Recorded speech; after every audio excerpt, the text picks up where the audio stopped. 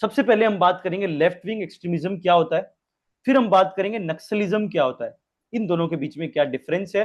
सबसे पहले मुद्दा हमें इसकी बात करनी है। एक्सट्रीमिज्म हमने ऑलरेडी डिस्कस किया हुआ है और लेफ्ट विंग को भी हमने ऑलरेडी डिस्कस किया। जस्ट एक डेफिनेशन की बात है, जस्ट आपको एक डेफिनेशन दे दें तो आपको भी थोड़ी सी तृप्ति हो जाएगी कि हाँ भाई, हमें लिखी हुई बात को जो है हम मानते हैं, हम आपकी हवा हवाई बातें नहीं मानते। तो सबसे पहले लेफ्ट विंग एक्सट्रीमिज्म की डेफिनेशन, देन नक्सलिज्म, नक्सलिज्म का इवोल्यूशन। ठीक है, अभी कौन कौन से रीजन है जहां पे नक्सलिज्म है, गवर्नमेंट ने क्या किया, कौन कौन से मेजर्स लिए जिससे नक्सलिज्म जो है वो इंडिया में काफी ज्यादा सिग्निफिकेंटली ड्रॉप डाउन हो गया। मेजर मुद्दा यही है अब आगे हमारा। ठीक है, सबसे पहले हम बात करते हैं लेफ्ट विंग एक्सट्रीमिज्म की डेफिनेशन। देख लो आप, बहुत सिंपल है, कुछ भी नहीं है। इनका मेन हमें वर्ड, दो तीन वर्ड्स याद रखने हैं। ठीक है, left wing extremism refers to the political ideologies. तो हमने पहले भी कहा एक्सट्रीमिज्म इज अ आइडियोलॉजी, तो political ideology and organised group that advocate for the radical societal and political change. बात समझ आ रही है? चेंज लेके आना है, बात समझ आ रही है? ये कहीं ना कहीं कार्ल मार्क्स से इन्फ्लुएंस है। बात समझ आ रही है? कार्ल मार्क्स की थ्योरीज में हमेशा चेंज की बात की गई है। किसी ने पढ़ी है? चेंज लाओ, चेंज सबसे इंपॉर्टेंट है। उनकी जो मेन इंपॉर्टेंट जो थीम है कार्ल मार्क्स की थ्योरी, वो है चेंज, रेडिकल सोसाइटिकल चेंज लेके आना है, often through violent revolutionary means. वो कम्युनिज्म में हो जाता है कि violent revolutionary means aiming to overthrow existing institution and system of power such as democratic states, capitalist system, replace them with socialist, communist and anarchist structures. बहुत simple बताऊं, कुछ नहीं है। एक सिंपल लाइन में लेफ्ट विंग एक्सट्रीमिज्म को अगर समझा जाए तो क्या है, बात समझ आ रही है? कि लेफ्ट विंग एक्सट्रीमिज्म एक आइडियोलॉजी है। ठीक है, ये एक रेडिकल चेंज लेके आना चाहते हैं सोसाइटी के अंदर, पॉलिटिकल चेंज। ये कह रहे हैं कि अभी जो पावर स्ट्रक्चर है वो बिल्कुल सही नहीं है, डेमोक्रेटिक स्ट्रक्चर सही नहीं है, गवर्नमेंट का स्ट्रक्चर सही नहीं है, उसको ओवरथ्रो करना है। ठीक है, और अपने हिसाब से जो है वो पावर को चलाना है, रूल को जो है वो करना है। सो पावर कैप्चर जो है वो इनका एक बहुत इंपॉर्टेंट जो है वो गोल हो सकता है। एक बहुत इंपॉर्टेंट गोल है पावर कैप्चर, कि हमें जो अभी एग्जिस्टिंग गवर्नमेंट है उसको उठा उखाड़ के फेंकना है और हमें पावर जो है उसको ग्रैब करना है, और फिर जो है हम लोगों का जो है वो भला करेंगे। हम जो है सब उसमें भला क्या करेंगे कि जितने भी अमीर लोग हैं, कैपिटलिस्ट लोग हैं, उनमें से उनसे जो है जमीनें खींच खींच के जो है वो गरीबों को बांटेंगे। इस तरीके की जो फिलोसफी है, काफी रेडिकल सोसाइटल पॉलिटिकल चेंज, अब चाहे उसके लिए वायलेंट रिवोल्यूशनरी मीन्स ही क्यों ना यूज हो। ठीक है, वायलेंस में कभी भी ये पीछे नहीं कतराएंगे। Fine with this? क्लियर है? कोई डाउट? ठीक है, बहुत सिंपल है लेफ्ट विंग एक्सट्रीमिज्म। बस एक याद रखना, एक आइडियोलॉजी है, चेंज लेके आना है, पावर कैप्चर करना है, ओवरथ्रो करनी है गवर्नमेंट को, बस ये तीन चार बातें, इससे डेफिनेशन बनाओ, काम खत्म। Fine with this? अब सवाल उठता है नेक्सलिज्म क्या है। Left wing extremism is a broader, it's a very broader, कह सकते हैं एक फिलोसफी है, एक ब्रॉडर फिलोसफी है। ठीक है, उसका जस्ट एक छोटा सा पार्ट, इतना सा पार्ट है नक्सलिज्म, जो कि इंडिया में देखा गया है। ये इंडिया का इंडिजीनियस कह सकते हो लेफ्ट विंग एक्सट्रीमिज्म है। लेफ्ट विंग एक्सट्रीमिज्म आपको क्यूबा में देखने को मिल सकता है, आपको रशिया में देखने को मिल सकता है, आपको जो है अदर काफी कंट्रीज के अंदर जो है, अफ्रीका में, जो यूरोप में, कहीं भी XYZ कंट्रीज के अंदर जो है वो आपको लेफ्ट विंग एक्सट्रीमिज्म दिखेगा, जिनमें सेम आइडियोलॉजी होगी। अब वैसा ही एक आइडियोलॉजी जो है उसी लेफ्ट विंग एक्सट्रीमिज्म का एक एग्जाम्पल कह सकते हो, एज अ एक फॉर्म कह सकते हो, बहुत छोटा सा फॉर्म जो कि इंडिया में पैदा हुआ है।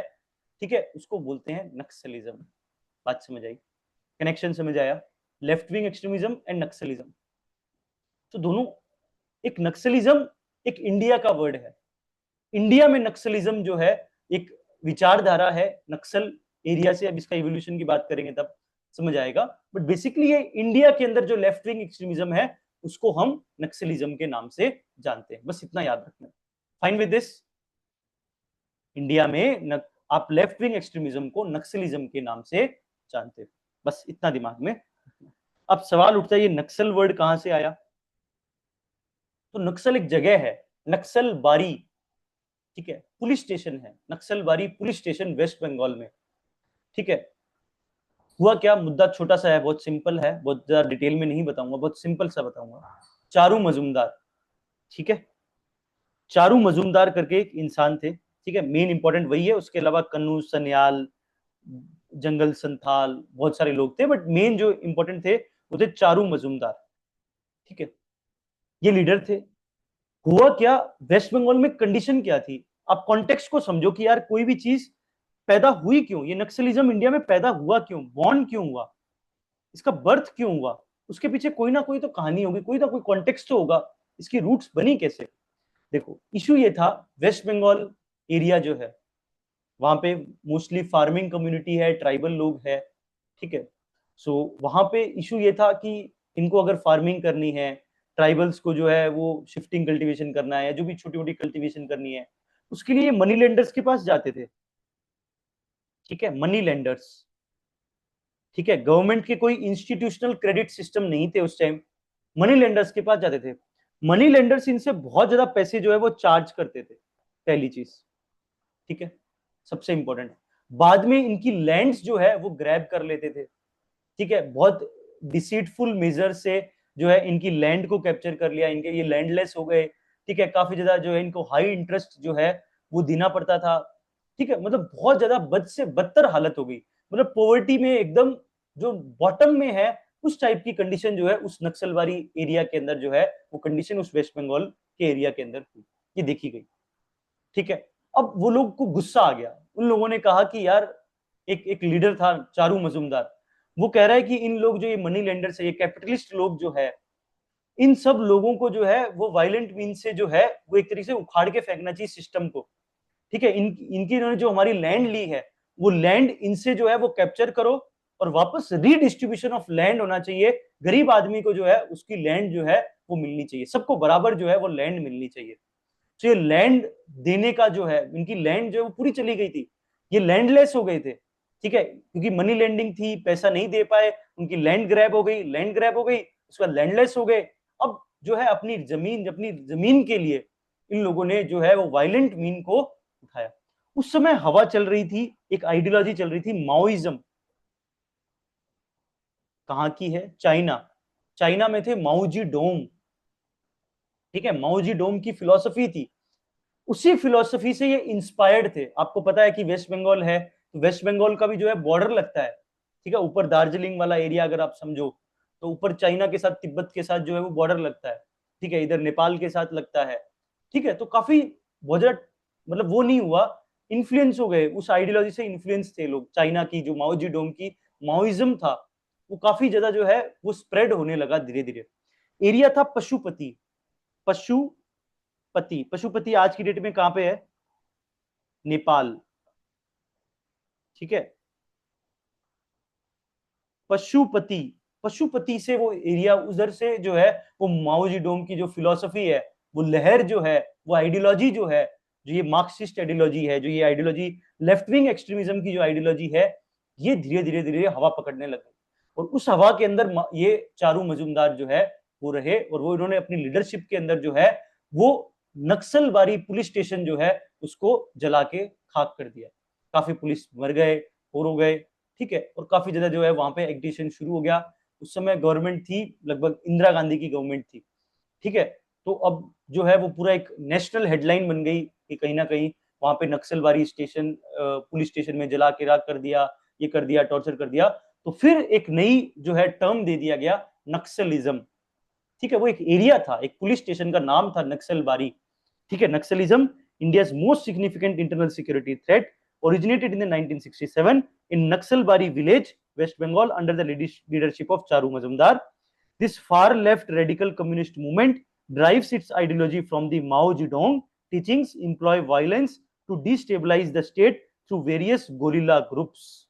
So गुरिल्ला वॉरफेयर आपने देखा होगा, ये गुरिल्ला टेक्टिक्स को यूज करके जो है वो स्टेट को जो है ओवरथ्रो करना चाहते थे। वो मानते थे कि जो ये मनी लेंडर्स है, ये स्टेट जो है ये मनी लेंडर्स के साथ मिला हुआ है और इन सबकी ये मिली भगत है, इनको क्यों ना इस सिस्टम को जो है वो खत्म कर दिया जाए।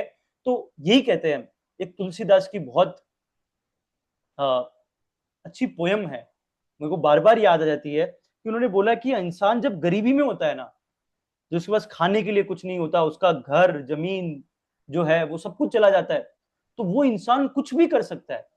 बात समझ आ रही है? उन्होंने अपनी पोयम में एक बात लिखी है कि एक इंसान इस एक्सटेंट तक चला जाता है कि अगर वो गरीबी के अंदर है, ठीक है, और गरीबी बहुत ज्यादा है, बहुत ज्यादा पोवर्टी है, तो वो एक इंसान अपने बेटा बेटी को बेचने में भी दो बार नहीं सोचता। बात समझ आ रही है? ये तुलसीदास जी की लाइन है। बात समझ आ रही है? तो फिर तो ये तो वायलेंट मीन्स और ये तो कुछ इतनी बड़ी बात है ही नहीं। ठीक है, जो इंसान अपना बेटा बेटी को तक बेच सकता है गरीबी के अंदर, गरीबी गरीबी चीज ऐसी होती है कि इंसान को इतना मजबूर कर देता है।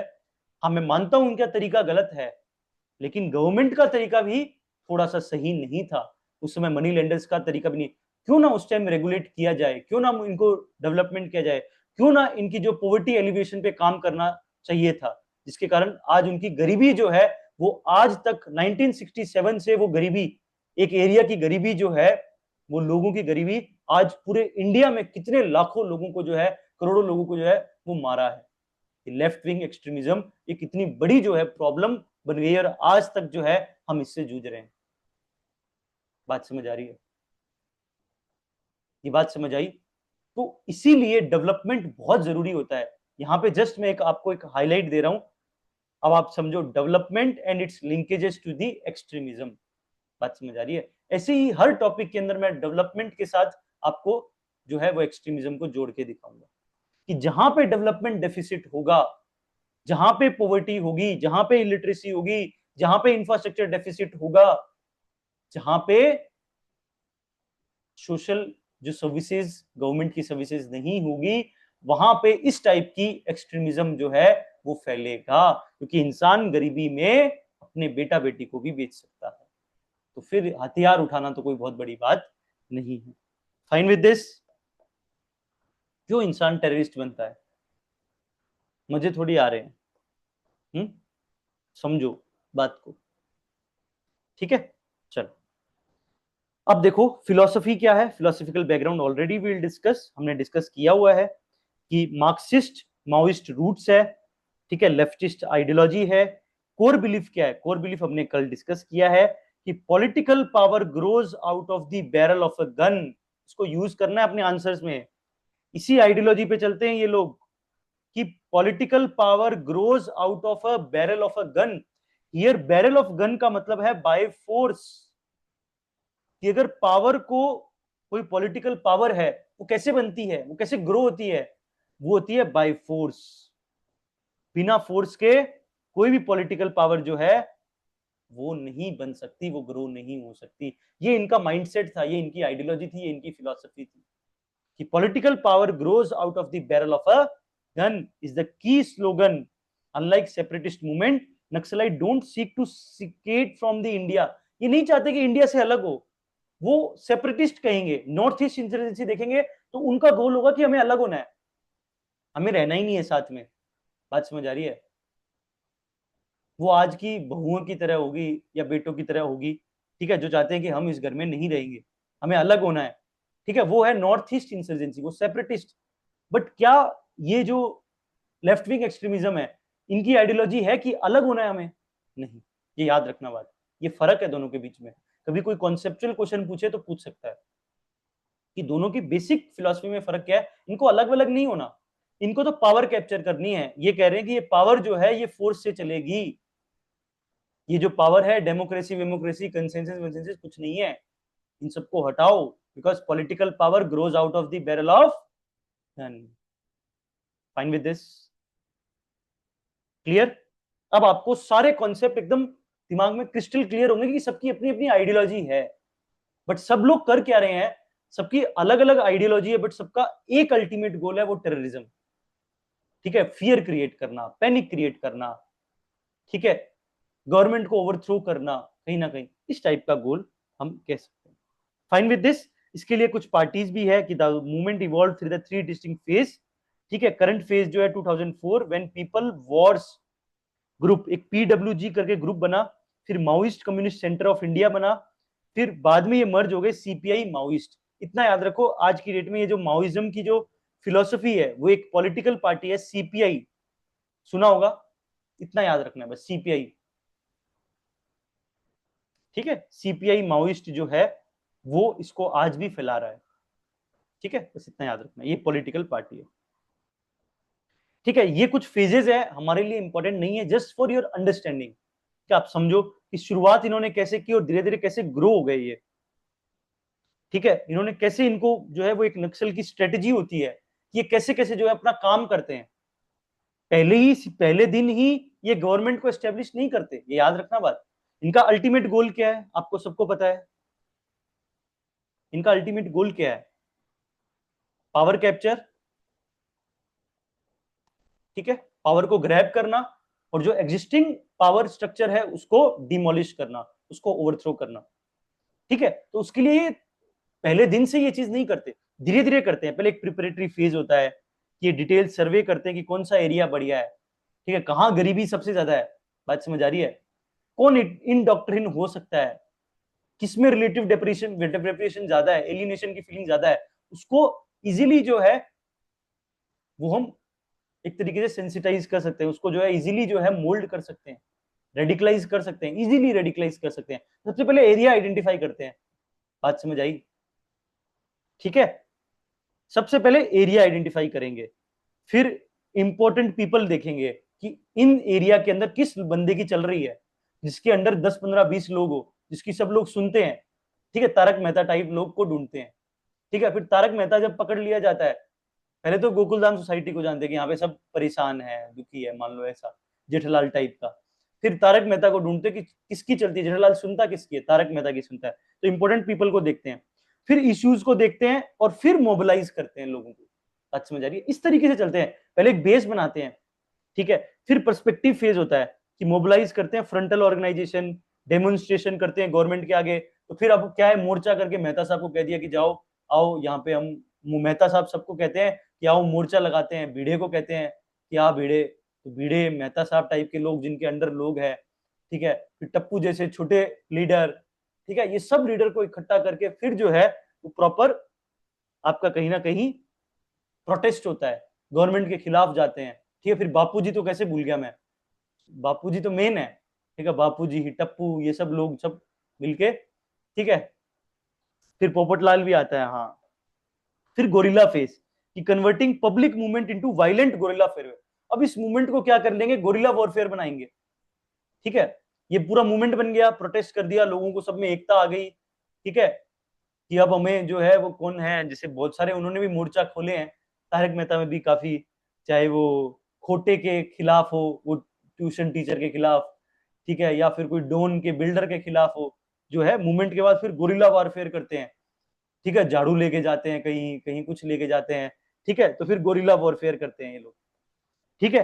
फिर बेस फेज बनाते हैं, एस्टेब्लिशिंग अ बेस, फिर चेंजिंग गोरिल्ला जोन, अब वो जोन चेंज कर देते हैं कि नहीं यार अब पाउडर गली तो बहुत हो गया, पाउडर गली के अलावा कहीं पे जाओ, ठीक है, धीरे धीरे अपने एरिया को एक्सपेंड करते हैं, फिर जो है वो पीपल की गवर्नमेंट बनाते हैं, फिर बापूजी की गवर्नमेंट बनती है लास्ट में, बात समझ आ रही है कि बापूजी अब जो है संभाल रहे हैं उस एरिया को, ये समझ आया बात, ये इनका फेज है, ये ऐसा नहीं कि पहले दिन ही पावर कैप्चर कर रहे हैं, आपको ये आंसर लिखने में और आपको एक पर्सपेक्टिव डेवलप करने में बहुत अच्छा समझ आएगा कि कैसे प्रिपरेटरी फेज में पहले लोगों को आइडेंटिफाई करते हैं, एरिया करते हैं, पीपल ढूंढते हैं, फिर मोबिलाइज करते हैं, फिर प्रोटेस्ट करते हैं, फिर गोरिल्ला वॉरफेयर करते हैं, फिर जोन्स बनाते हैं, एक्सपेंड करते हैं, फिर पीपल जो है उनका करते हैं, गवर्नमेंट जो है एस्टेब्लिशमेंट पीपल की गवर्नमेंट बनाते हैं, ये कुछ फेजेस है, ठीक है, just for understanding, clear.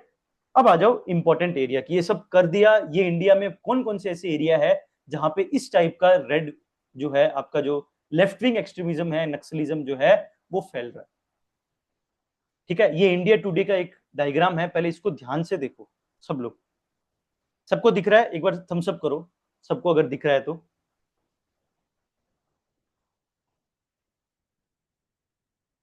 Class के साथ अपना पानी साथ में रखो, पानी पी लो बीच में।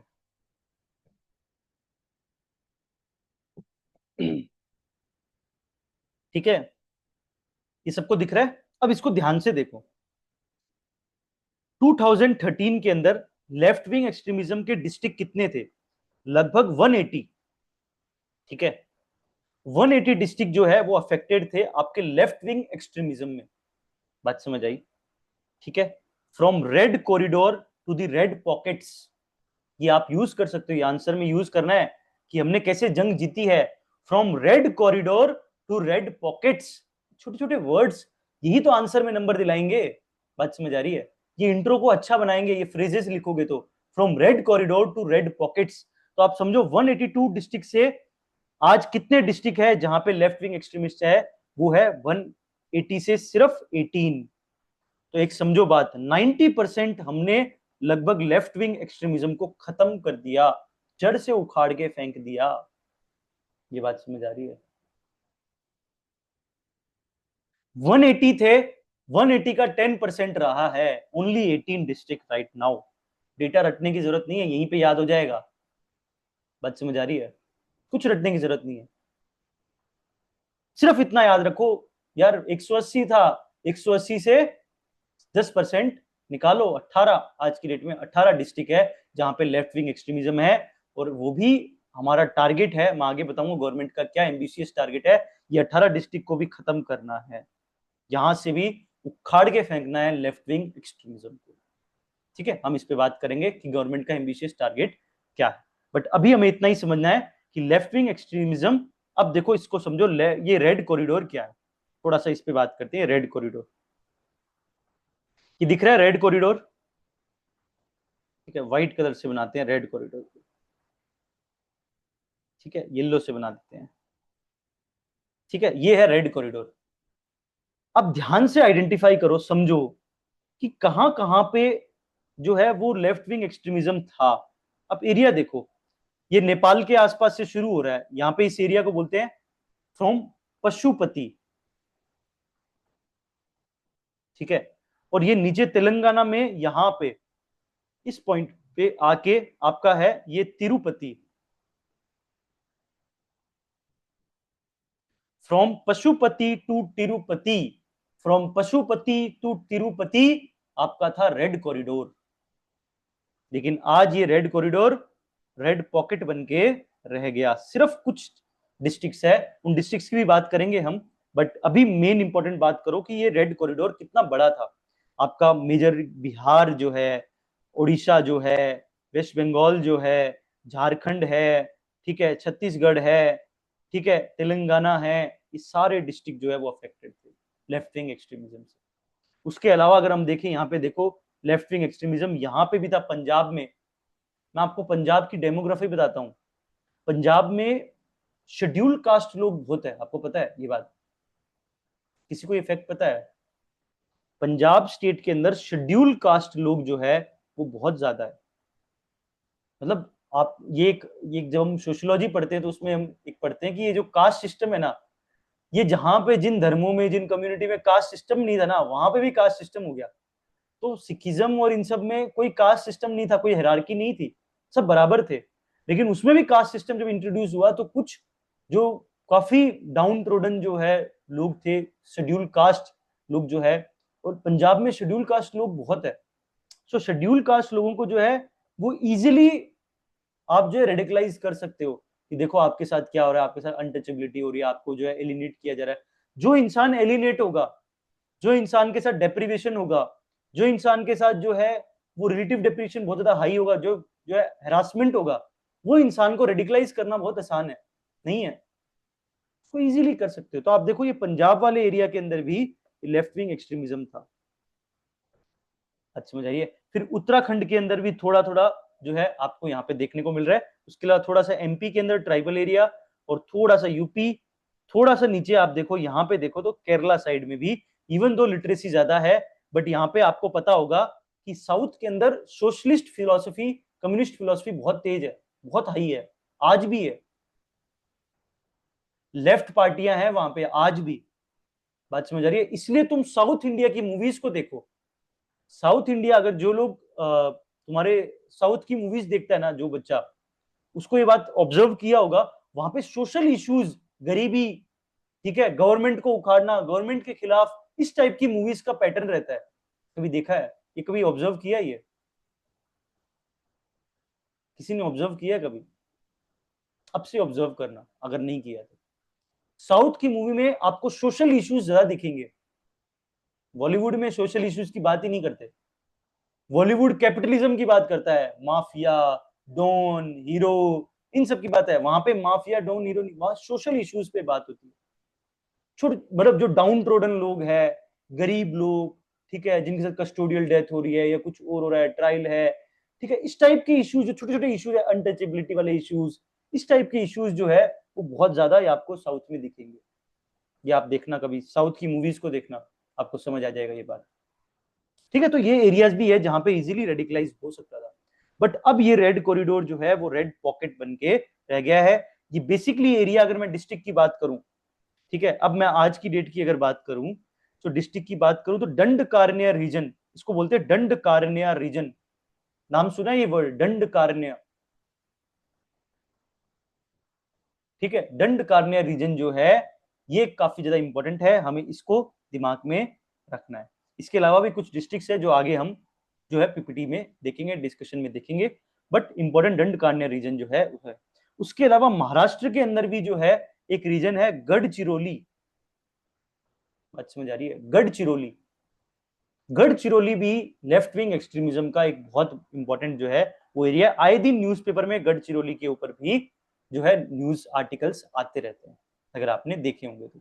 मैं हाईलाइट करता हूं उनको, गढ़चिरौली को, डंडकारण्य को, कभी भी अगर वर्ड दिखे मैं ये वर्ड्स बार बार न्यूज़पेपर में डालता हूं, बिकॉज यहाँ पे कुछ एरियाज है जहां पे जो है mainly intersection of border areas of a state कह सकते हैं। बट यहाँ पे बॉर्डर एरिया वाली बात सही हो भी सकती है, नहीं भी हो सकती, मैं उसका बहुत ज्यादा नहीं कह रहा।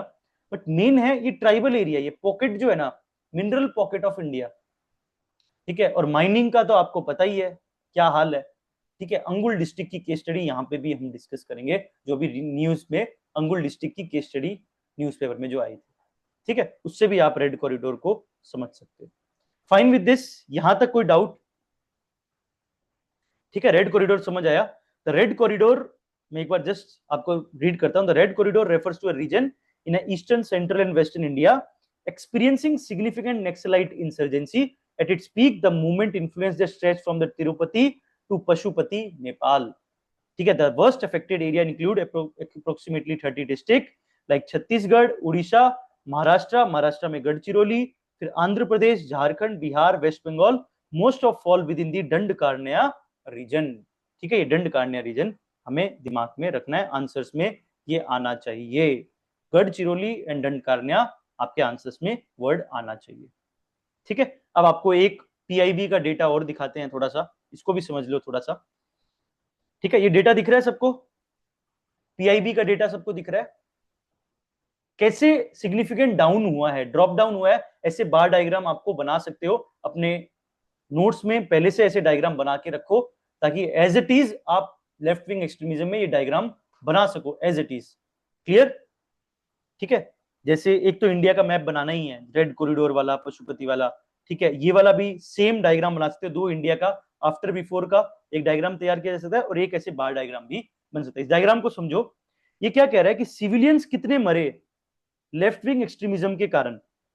ठीक है, 2010 में थे लगभग 720, 720, उसके बाद 2014 में 222, ठीक है, मोदी जी की जब उस समय सरकार आई थी, ठीक है, 2020 222, ठीक है, और आज वो हो गए हैं 121।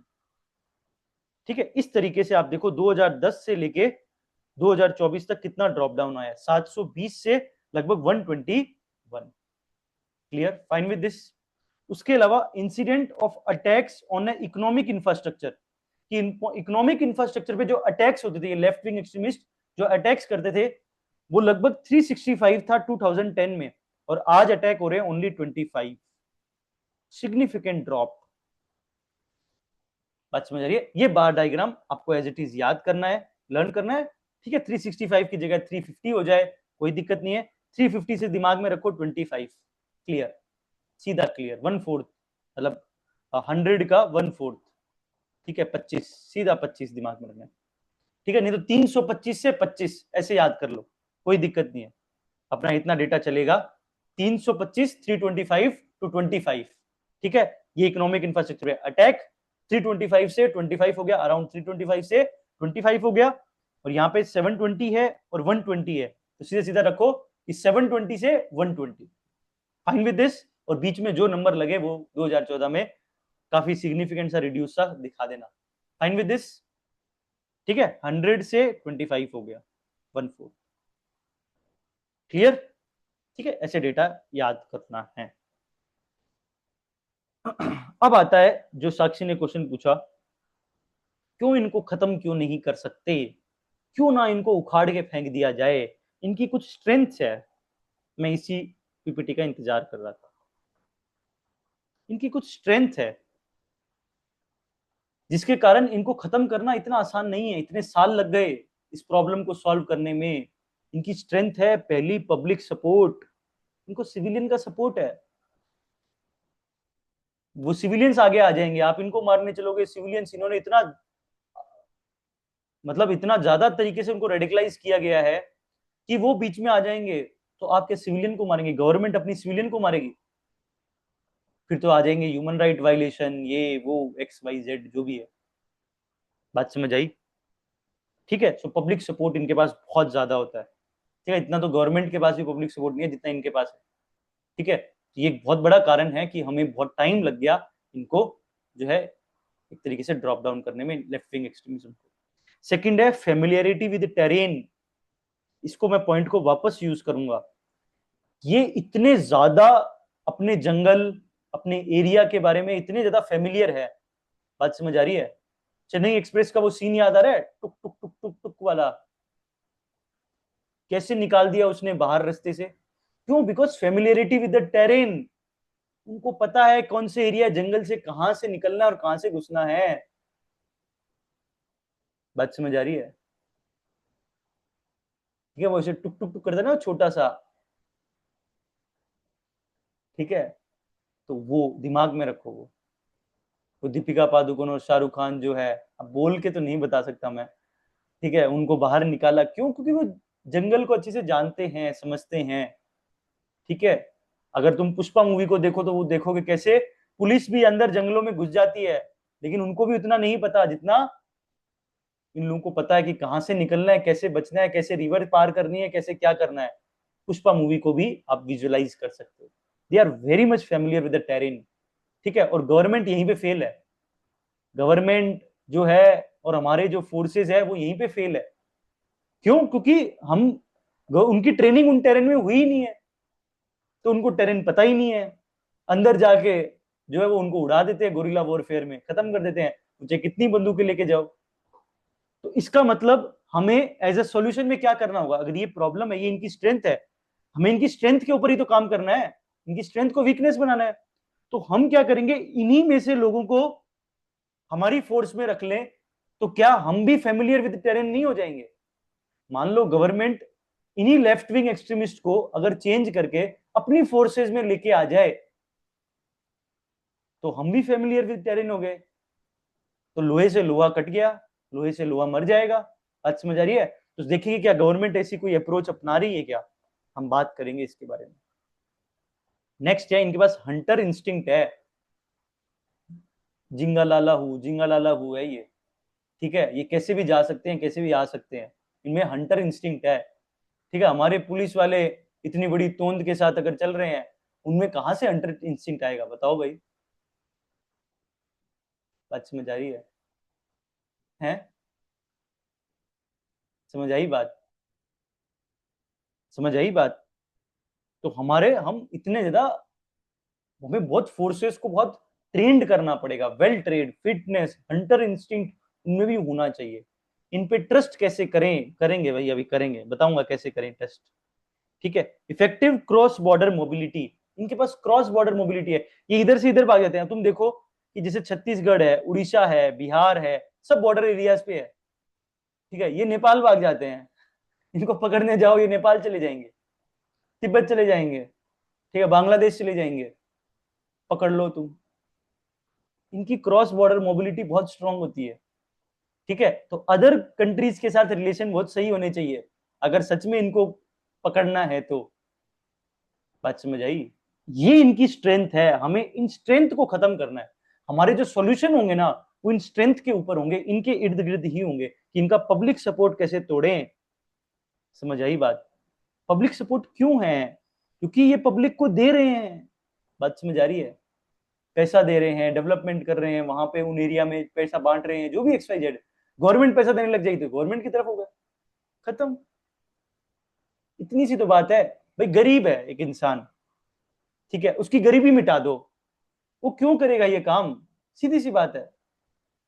बात समझ आ रही है? उनके राइट्स को सेफगार्ड कर दिया, उनकी लैंड दे दिया, उनको सब कुछ दे दिया, उनका डेवलपमेंट करवा दिया, ठीक है, तो वो क्यों करेंगे? ये सब नहीं करेंगे। आप डेवलपमेंट करो तो सही, गवर्नमेंट को मेजर्स लेने पड़ेंगे। गवर्नमेंट इनको नेग्लेक्ट करती थी, सबसे बड़ा इशू ये है। अभी मैं तुम्हें दिखाऊंगा इसके रीजंस, तो समझ आएगा। ठीक है, एक छोटा सा टॉपिक है, बीच में ही आ गया है तो थोड़ा सा बता देता हूं। अर्बन नक्सलिज्म, ठीक है, एक है रेड कॉरिडोर, और अब मैं एक आपके सामने एक नया कॉरिडोर बना रहा हूं, ठीक है, उसको समझो।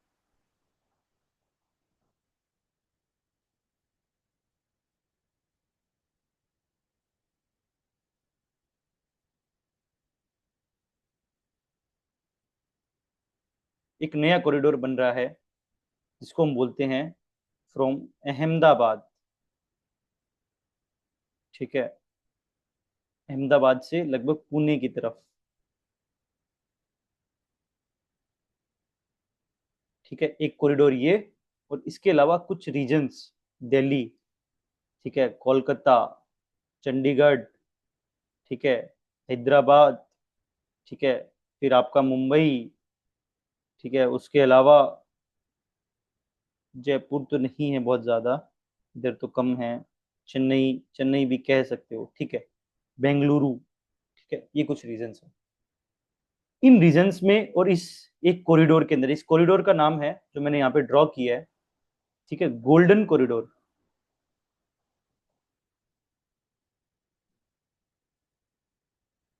ठीक है, ये एक नया कॉरिडोर निकल के आ रहा है अहमदाबाद टू पुणे, ठीक है। यहाँ पे भील पॉपुलेशन है काफी, गुजरात में, MP में, इस एरिया में, तो यहाँ पे ये एरिया हो गया, यहाँ गोल्डन कॉरिडोर बन रहा है, ठीक है। एक तो ये एरिया, और उसके अलावा अर्बन नक्सलिज्म यहाँ पे दिल्ली, कोलकाता, इन एरियाज में, इन सब एरियाज में जो है वो अर्बन नक्सलिज्म जो है फैल रहा है। आप समझो अर्बन एरियाज में क्या दिक्कत है, यहाँ तो बहुत इंफ्रास्ट्रक्चर है, डेवलपमेंट है, फिर क्या दिक्कत है? यहाँ पे क्यों नक्सलिज्म बन रहा है भाई? ये अर्बन नक्सल की प्रॉब्लम यहाँ पे क्यों आ रही है? ये किसको रेडिकलाइज कर रहे हैं? यहाँ कौन सी गरीबी है? समझो,